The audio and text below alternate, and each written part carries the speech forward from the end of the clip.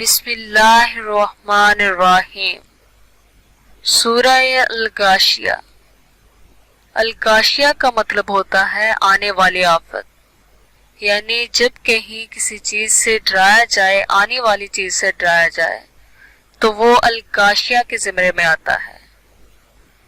چونکہ اس صورت میں آنے والی کا ذکر کیا گیا ہے، یعنی قیامت کا ذکر کیا گیا ہے، اس لیے اس سورہ کا نام ہے سورہ الغاشیہ۔ بسم اللہ الرحمن الرحیم۔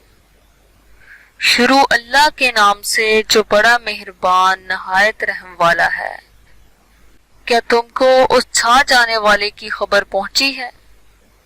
کچھ چہرے اس دن ذلیل ہوں گے، محنت کرنے والے تھکے ہوئے، وہ دہکتی ہوئی آگ میں پڑیں گے، کھولتے ہوئے چشمے سے پانی پلائے جائیں گے،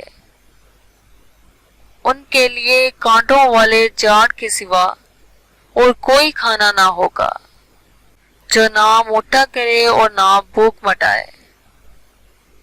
کچھ چہرے اس دن بارونق ہوں گے، اپنی کمائی پر خوش ہوں گے، اونچے باغ میں، وہ اس میں کوئی لغوات نہیں سنیں گے، اس میں بہتے ہوئے چشمے ہوں گے، اس میں تخت ہوں گے اونچے بچھے ہوئے، اور آب خورے سامنے چنے ہوئے،